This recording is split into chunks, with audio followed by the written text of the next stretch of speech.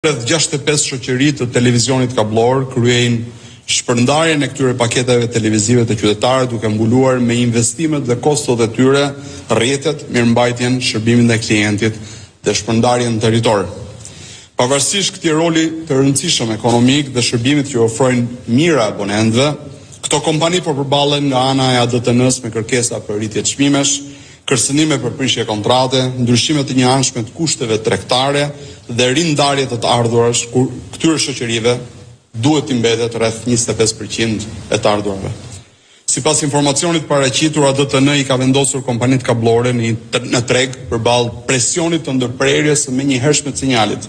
Domethënë kompanitë po kërcënohen me ndërprerjen e njëhershme të kontratave, madje edhe këto kontrata nuk kanë përfunduar ende.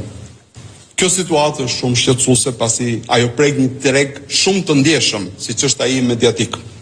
Prek lirinë e medias, prek lirinë e informimit, prek rreth 500.000 familje shqiptare edhe nga ana ekonomike, sepse çmimet e ofrimit paketave TV e ndoshta nesër edhe të shërbimit internetit do të rriten ndjeshëm edhe për ta. Pra, kjo situatë nuk mund të trajtohet si një konflikt i zakonshëm privat mes dy palëve tregtare. Kur një grup që kontrollon 100% furnizimin me përmbajtje pay TV përballet me 10 distributorë që nuk kanë alternativë reale, kemi të bëjmë me një çështje thelbësore të konkurrencës, të funksionimit të tregut audioviziv, të mbrojtjes konsumatorit dhe të respektimit të ligjit. Së pari, autoriteti i konkurrencës duhet sa më parë të tojë pozitën monopoliste të krijuar nga Digital Bee dhe Tringu në këtë segment të tregut. Faktet flasin qartazi për një përdorim abuziv kësaj pozite për të imponuar kushtet pa drejta, për të përjashtuar operatorë të tjerë, për të kufizuar zgjedhjen e konsumatorëve ose për të transferuar në mënyrë të njëanshme të gjithë vlerën ekonomike të aktivitetit. Sepse sipas kuadrit ligjor të konkurrencës, abuzimi lidhet ndër të tjera edhe me vendosjen e çmimeve ose kushteve të padrejta tregtare, zbatimin e kushteve pa barabarta për transaksionet njëjta, kushtëzimin e kontratës dhe me pranimin e detyrimeve shtesë, kufizimin e tregjeve ose të burimeve të furnizimit, refuzimin e pa justifikuar të furnizimit, praktika që pengojnë ose nxjerrin konkurrentët jashtë tregut. Është detyrimi i autoritetit të konkurrencës të sqarojë këtë situatë të paprecedent, si dhe të hetojë monopolizimin de facto të tregut të televizioneve me pagesë. Së dyti, detyrimet ligjore vlen edhe për AMA-n, autoritetin e mediave audiovizive. AMA është njohur prej muajsh tashmë me këtë shqetësim të shoqërive kablore. Ajo ka marrë shumë ankesa nga kompanitë, shoqëritë kablore dhe jo vetëm, dhe çuditërisht, edhe në kundërshtim me ligjin, refuzon të reagojë ndaj një çështje kaq të rëndësishme. Ligji për mediat audiovizive të Republikën e Shqipërisë e përcakton AMA-n si autoritetin rregullator në fushën e shërbimeve të transmetimeve audiovizive dhe shërbimeve mbështetëse.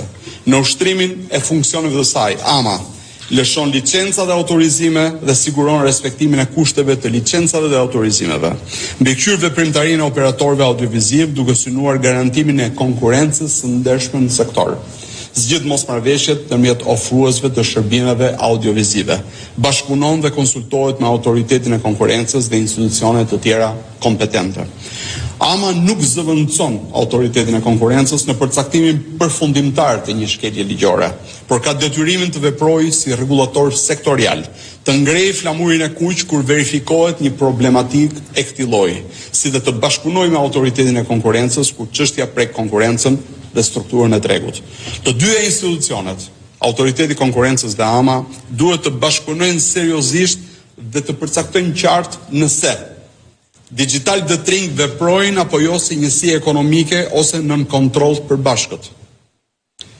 Nëse bashkimi ose ndryshimi i kontrollit është njoftuar dhe autorizuar nga autoriteti i konkurrencës. Nëse operatorët kablor kanë alternativa reale për sigurimin e përmbajtjes kontentit. Nëse kushtet e reja ekonomike janë imponuar në mënyrë të njëanshme. Nëse ndarja prej rreth 25% të ardhurve u lejon kablorëve të mbulojnë kostot dhe të vazhdojnë aktivitetin. Nëse ndërprerja e kontratave përdoret si mjet presioni për pranimin e kushteve të reja. Nëse këto praktika mund të nxjerrin operatorët kablor jashtë tregut.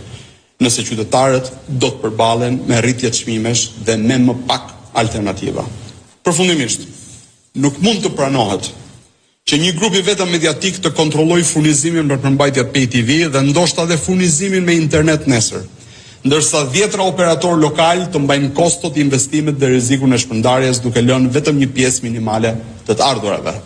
Nuk mund pranohet që kontratat në fuqi të përdoren si instrument presioni dhe të ndërpriten për të imponuar operatorëve kablor kushte të reja.